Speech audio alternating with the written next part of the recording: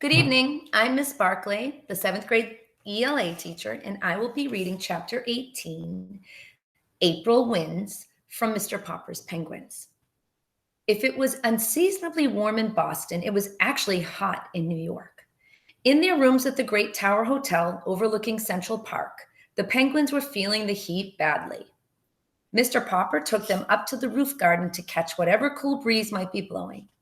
The penguins were all charmed by the sparkling lights and the confusion of the city below.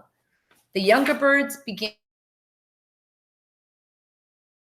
crowding over to the edge of the roof, Popper very nervous to see them shoving each other, as if at any moment they might succeed in pushing one over.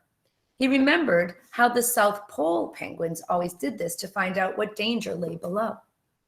The roof was not a safe place for them. Mr. Popper had never forgotten how badly frightened he had been when Captain Hook had been so ill before Greta came. He could not risk the chance of losing one of his penguins now. Where the penguins were concerned, nothing was ever too much trouble for him. He took them downstairs again and bathed them under the cold showers in the bathroom. This kept him busy a large part of the night. With all this lack of sleep, he was quite drowsy the next morning when he had to call the taxis to get to the theater. Besides, Mr. Popper had always been a little absent-minded. That is how he made his great mistake when he said to the first taxi driver, "Regal Theater." "Yes, sir," said the driver, threading his way in and out of the traffic of Broadway, which greatly interested both the children and the penguins. They had almost reached the theater when the driver suddenly turned. "Say," he said, "you don't mean to say those penguins are going to be on the same bill with Swensons Seals, do you?" "I don't know what else is on the bill," said Mr. Popper, paying him. "Anyways, here's the Regal." And they piled out and filed in the stage entrance. In the wings stood a large, burly, red-faced man. "So these are the Popper performing penguins, huh?" He said, "Well, I want to tell you, Mr. Popper, that I'm Swenson, and those are my seals in there on the stage now. And if your birds try any funny business, it'll be too bad for them. My seals are tough, see? They'd think nothing of eating 2 or 3 penguin apiece." From the stage could be heard the hoarse barks of the seals who were going through their act. "Papa," said Mrs. Popper, "the penguins are the last act on the bill. You go run back quick and get those taxis, and we'll let the penguins ride around a while until it's time for their number." Mr. Popper hurried out to catch the drivers. When he returned, it was too late.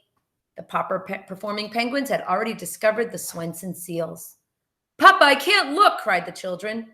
There was a sound of dreadful confusion on the stage. The audience was in an uproar, and the curtain was quickly rung down.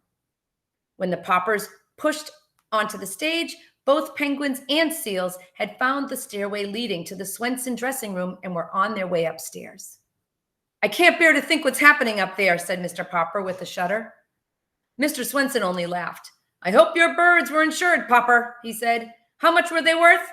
Well, let's go up and look." "You go up, Papa," said Mrs. Popper. "Bill, you run out of the theater and call the police to come and try to save some of our penguins." "I'll go get the fire department," said Janie. When the fireman, with a great clanging, came and set up their ladders so that they could get in through the window of Mr. Swenson's dressing room, they were a little vexed to find that there was no fire at all. However, when they found 6 black, mustached seals sitting barking in the middle of the room with 12 penguins parading gaily around them in a square, they felt better. Then the policemen came in their patrol and climbed up the ladder which the firemen had left against the building. By the time they too came through the window, they could scarcely believe their eyes, for the firemen had put firemen's helmets on the penguins, which made the delighted birds look very silly and girlish. Seeing the firemen so friendly with the penguins, the policemen naturally took sides with the seals and put policemen's caps on them. The seals looked very fierce with their long black mustaches and black faces underneath. The penguins, under their firemen's helmets, were parading in front of the policemen, while the seals, in their policemen's caps, were barking at the firemen when Mr. Popper and Mr. Swenson finally opened the door.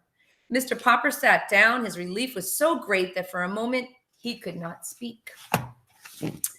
You policemen had better go get your hats off my seals now, said Mr. Swenson. I got to go down on the stage and finish the act now. Then he and his 6 seals slipped out of the room with a few parting barks. Well, goodbye, ducks, said the firemen, regretfully removing their helmets from the penguins and putting them on their own heads. Then they disappeared down the ladder. The penguins, of course, wanted to follow, but Mr. Popper held them back. Just then the door flew open and the theater manager burst into the room. Hold that man, he shouted to the policeman, pointing at Mr. Popper. I have a warrant for his arrest. Who, me? Said Popper in a daze. What have I done? You've broken into my theater and thrown the place into a panic. That's what you've done. You're a disturber of the peace. But I'm Mr. Popper, and these are my performing penguins, famous from coast to coast. I don't care who you are. You haven't any business in my theater. But Mr. Greenbaum is going to pay us $5,000 for a week at the Regal. Mr. Greenbaum's theater is the Royal, not the Regal. You've come to the wrong theater. Anyway, out you go, you and your performing penguins. The patrol is waiting outside. What's going to happen to Mr. Popper and his penguins? You'll have to read on to find out. Bye.